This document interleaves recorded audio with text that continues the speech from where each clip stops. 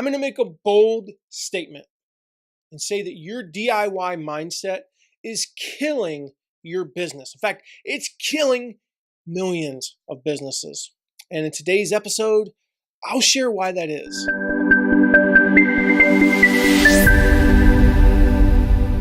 Hey, what's up? It's Matt, and today I've got a lesson from a very interesting source.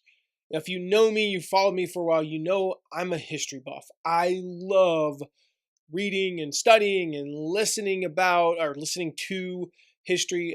Half the podcasts I listen to, it's like marketing podcasts and history podcasts. Half the books I read are history books. Just in the past couple of months, I've shared lessons from Thomas Jefferson on affiliate marketing, Ronald Reagan. I've shared, what was it I shared recently? I don't even remember what I've shared, but like tons of stuff about history. I'm reading a book about, JFK's presidential campaign.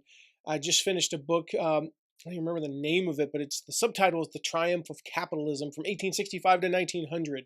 And, I just finished reading a book right before that about James Madison and Alexander Hamilton. Like, I love this stuff. I think it's fascinating, whether it be world history, American history, recent history, old history. It's all fascinating to me. And I think we can learn these really cool lessons from these very interesting places.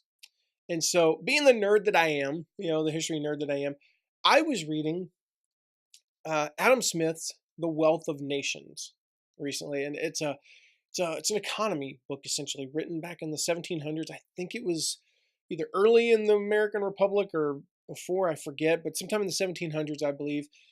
And he wrote this book, and I read this passage, and it stood out to me. Now, it's a long passage, and it was written 250 years ago, so it's got some interesting language that we wouldn't use anymore, But I want to read this to you because I think it's so valuable to why we have this, why this DIY mindset.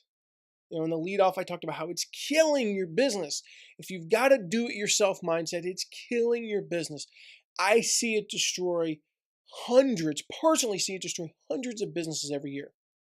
And so we're going through our list launch course right now with our No Product, No Problem students. And one of the bonuses we had was this multi-week. It's turning into about a 12-week course called List Launch. And over again, the complaint that I'm getting, not about the content, is just, but I don't know how to do that from a tech standpoint. And well, how do I make this do this and do this? And so this quote from Adam Smith in Wealth of Nations stood out to me. So I'm going to read this to you. Again, it's a long passage, but he says, "It is the maximum every prudent master of a family never to attempt," listen to this is so key, "never to attempt to make at home what it will cost him more to make than to buy." Okay, never make what it will cost more to make than buy. Now, of course, the exception to this is, if you're a hobby, if you like making stuff for hobby, that's fine. If that's a pastime, that's totally cool. He says, "The tailor does not attempt to make his own shoes, but buys them of the shoemaker. The shoemaker does not attempt to make his own clothes, but employs a tailor. The farmer attempts to make neither one nor the other, but employs those different artificers," those different people that make stuff, right? "All of them find it for their interest to employ their whole industry." Okay? They find it in their interest to employ their whole industry, everything they are, to put all of their mind and their effort, their blood, their sweat, their tears in a way in which they have some advantage over their neighbors. So the tailor has an advantage over his neighbor, the shoemaker. The shoemaker has an advantage over his neighbor, the farmer. The farmer has an advantage over both of them, and they both have an advantage over the farmer. You see, it makes sense. "And to purchase with a part of its produce, or what is the same thing with the price of a part of it, whatever else they have occasion for." So if they need a butcher, they go get a butcher. They don't go kill their own animals, right? And he says, "What is the prudence in the conduct of every private family can scarce be folly in that of a great kingdom." Now, translation, what he's saying there is, to finish that quote, is that, in his mind, the government shouldn't be doing things that it's not very good at. And I happen to agree with that. There's just things that people aren't good at. There are things that I'm not good at. Okay. And so I'm not an expert right? I'm not an expert at like how to back up computers and how to or back up WordPress and how to do this with plugins and do all that. So we pay somebody to do that because he can do it in 5 minutes. I don't have to worry about it. I'm not an expert at ClickFunnels, but if you've seen our stuff, if you've seen our landing pages, if you watched our launch, we got comment after comment after comment. I'm talking hundreds of people saying, in like people that I respect, emailing me saying, dude, I saw your sales page. It was amazing. You know how much I designed on that? None. I designed none of that. There were a couple of times where I said to the guy on my team, Mark, who did the sales pages, I said, "Hey, can you make that blue instead of black? Can you make the font bigger? Can you do this?" But I didn't do it because I don't know how, and I don't want to know how. Because why should I spend 2 hours to do something that takes me 30 seconds to type and him 5 minutes to do? Why should I do that? So the lesson, never do it yourself if it costs you more to do it yourself than to pay somebody to do it. There's Upwork, there's virtual assistants, there's you name it. There's any number of places. Fiverr, Fiverr, or if you've never used Fiverr, it's amazing, right? We used to have, I don't use it anymore, but I used to have a voiceover, a highly produced voiceover for our podcast. And I decided to go away with that just because I'm changing things up. But I had this highly produced voiceover. It cost me like $20. I never would have thought in a million years to have tried to do the voiceover myself. But in so many things, we try to do just that.